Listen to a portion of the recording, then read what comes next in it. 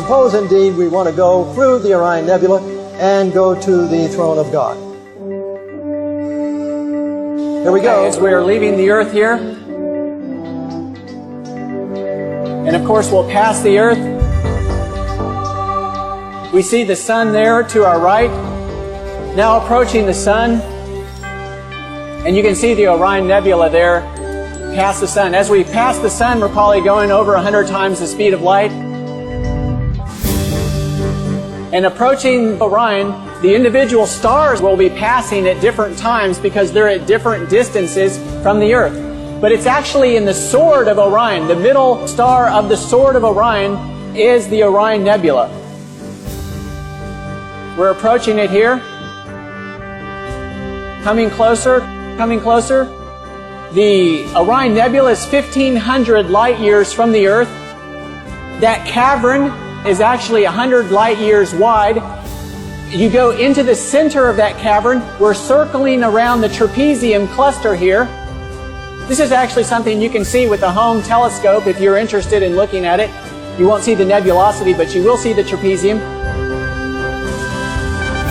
Going through the trapezium, continuing past the trapezium as we come to heaven, to the city of New Jerusalem with the foundations of precious stones, the gates of pearl.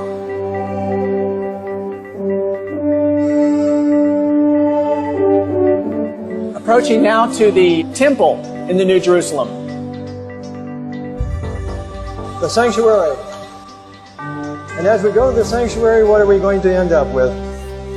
There is indeed right before us Christ the great high priest and the Ten Commandments. And the Ten Commandments. The Ten Commandments. Fixed right before the throne of God. Jesus Christ himself, the author of them all, ministering before the Ark of the Covenant, the mercy seat. David, and after we are there, what's going to happen in return? Of course, Jesus, at the time of the second coming, will step out of the most holy place. He will begin to come back to the earth. Of course, Jesus leaving the New Jerusalem there, coming through the open space in Orion. There's the trapezium now. As you exit Orion, that great bowl configuration surrounding Jesus on his return will, of course, be millions and millions of angels surrounding him.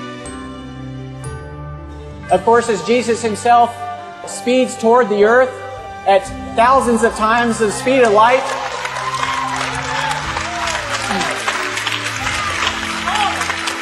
he will have to slow down as he approaches the earth.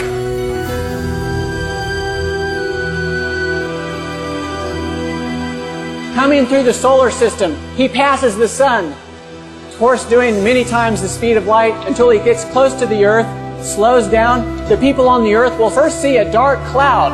And as that dark cloud gets a little closer, a little brighter, and it finally lights up the sky. And as it lights up the sky, those people who are alive and waiting for Jesus will welcome him. Will say, "Lo, here is our God. We have waited for him."